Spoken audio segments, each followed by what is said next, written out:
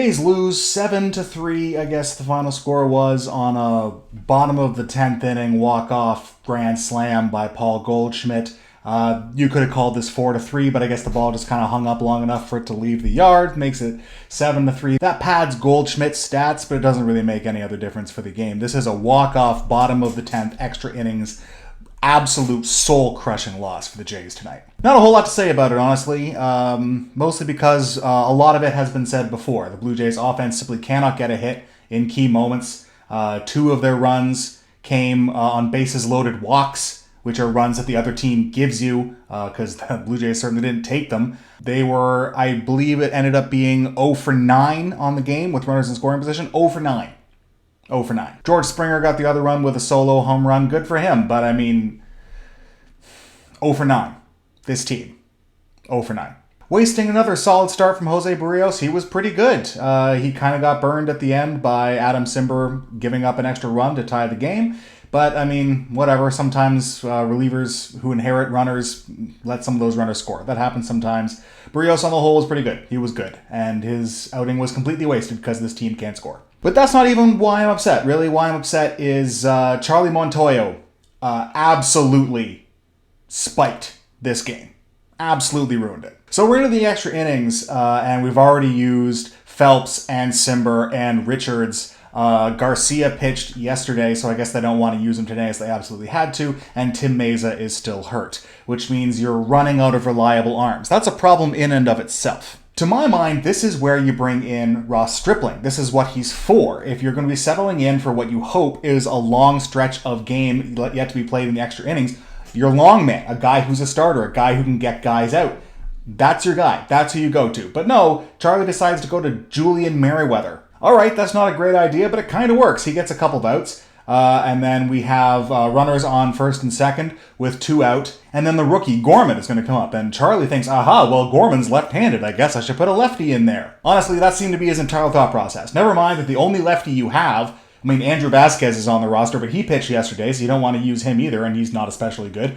But the fact that he's not especially good apparently is not a barrier, because you go to Ryan Borucki. This is a guy who the last few times he's been out there, he hasn't been able to land his slider for a strike at all, or anything even approaching a strike. Like, it's very obvious that this thing is just going to spike in the ground every single time, which leaves him with one pitch, his fastball. Now, his fastball is pretty good, but when you only have one pitch, major league hitters are going to figure that out. And in case there was any doubt about that, Borucki goes to great lengths to show them that he only has one pitch, because guess what? His slider doesn't get thrown for a strike. I could have told you that. I don't even work for the team. I could have told you that Ryan Borucki's slider cannot be thrown for a strike right now, so why would you go to him? Better question, why is he even on the roster? Send him down to Buffalo where he can work on said slider without hurting the big league club and bring in someone who might be able to get a big league hitter out. Anyway, predictably, a pinch hitter is brought in for the rookie left-hander. Oh, couldn't see that coming, so why exactly is Borucki in this game? You could have just left Merriweather in at that point, or better yet, just bring in Stripling and have him go for the next 3 1/3. Why on earth would you go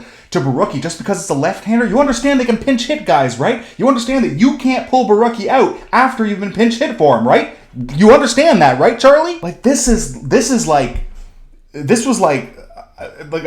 was there like a Make-A-Wish kid who was making decisions and he'd heard that there's a lefty matchup? Oh, we better do that. Oh, what do you mean it didn't work? Like, this was some basic strategy, basic tactics.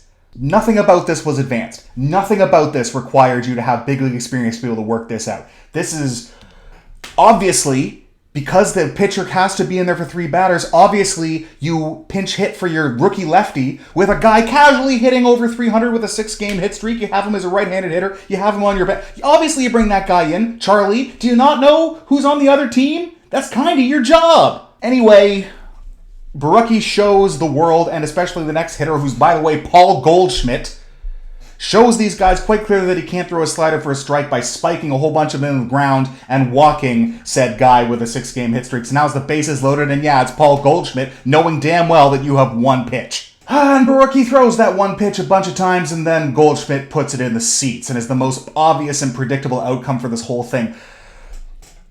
Why? Why did any of that have to happen? Like, I understand that in the American League, there's a little bit less managing that has to be done. And I understand that with the designated hitter now being universal, now there's less managing to be done all over the place. But like, Charlie is no stranger to pinch hitting for guys. He does it all the time. The fact that he didn't anticipate that that would happen right there, and if he did anticipate it, what on earth are you doing putting Ryan Borucki in there? You have two options there, and they're both terrible. Either one, it's a big oops, in which case, wow, you need to get better at your job. Or two, you decided we're going to spike this game because we don't want to blow our entire bullpen for the next game. Was that managing to lose? It looked like managing to lose. I can't understand it. I don't get it. I don't get it. Like, Ryan Borucki hasn't been able to get big league hitters out for a little while, right? Because he can't land his slider.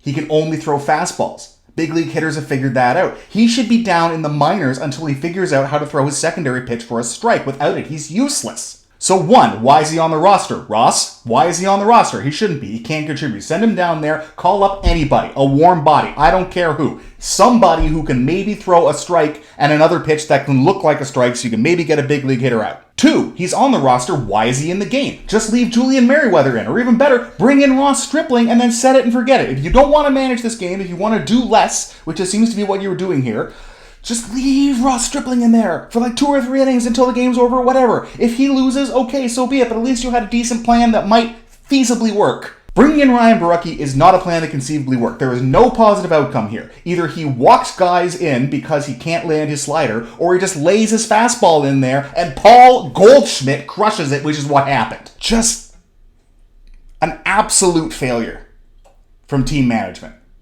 Borucki shouldn't be on the roster, and if he's on the roster, he absolutely shouldn't be in that scenario. I don't know which flavor of incompetence on Charlie's part is better for me to believe. Either that he didn't believe that they would pinch hit for the rookie lefty to bring in a right-hander who's hitting over 300 with a 6-game hit streak, just casually. Like, haha, I forgot they could pinch hit for guys too. Oh my god, please. Or that you magically believe that Ryan Borucki, who hasn't been able to get guys out and hasn't been able to throw a secondary pitch for a strike all season, magically has it figured out. I hope it's that one. I hope that Borucki showed them something magical in his bullpen session and off days or before the game or something that made them believe that he's figured it out now. Because he hasn't. And he's given us no reason to believe that he has in his big league outings to this point. So I'm mad at Charlie, and he can take a lot of blame for the loss for this one. But also, the offense. Lots of opportunities. It shouldn't have been tied at 3 at the end of 9 innings. The Blue Jays should have blown it open. They had tons of base runners on. They had tons of opportunities. Vlad came up with lots of runners on. Teo came up with lots of runners on. Bo came up with lots of runners on. Those are the guys you want to come up with runners on, and all of them failed. And it's hard to believe this team can win a game. I know, they just got finished winning 4-6, but the game was tied most of the time. And I felt like it was a certainty that the Jays were going to lose because they couldn't score any more runs. It was merely a matter of time until St. Louis did. It's not a good feeling. It's not a good feeling to have watching a team that considers itself to be a World Series contender. It's not a good feeling to have when you're watching a team with this good a pitching staff. Like, the ability to win a close late game shouldn't come down to whether or not Tim Meza is healthy right now. And the thing also what kills me, I mean, it obviously didn't matter, but it does also kind of twist the knife just a little bit over that. Okay, this team can't score. Everyone knows this team can't score. The team itself knows the team can't score. So when you get to the top of the 10th inning with the Manfred runner on second base, you got all you're thinking about is get him over, get him in. No one should be thinking about getting a base hit because you can't do that. No one should be thinking about hitting a home run because you definitely can't do that. All you should be thinking about is productive outs. Hit the ball to the right side. Get him over, get him in. That should be all you're thinking about. And maybe that doesn't happen. Sometimes that doesn't work. It's not a foolproof plan. But that's not what the Blue Jays were even trying to do. They were trying to hit home runs. They were trying to be the heroes. They were trying to get the big hit that they haven't been able to do for 2 months now. At some point, you got to accept that you don't have that club in your bag right now, and you got to get him over and get him in. And they just don't seem to want to do that. And it wouldn't have mattered anyway, because the final score was 7-3, so losing 7-4 wouldn't have really changed anything, but it might have given you the scintilla of an idea that you might be able to hold this thing and win the damn game. This game was very upsetting. Okay, that's it for me. I've got things I gotta do, I got work to take care of, so I can't rant about this anymore, but boy howdy I want to. Thanks for watching this video, thanks for watching this channel, thanks for everything, guys. Thanks for being here and letting me vent at you, because, man, I got a lot of vent. I got a lot of venting that needs to happen right now. Tomorrow night, Kevin Gossman tries to get back in the win column despite the fact that he's been pitching great for a while now, but the team still can't score. So maybe they'll turn it around tomorrow. Maybe this game will piss them off enough that they'll actually score some runs tomorrow. A man can dream. I'll see you tomorrow, everybody. Thanks for watching.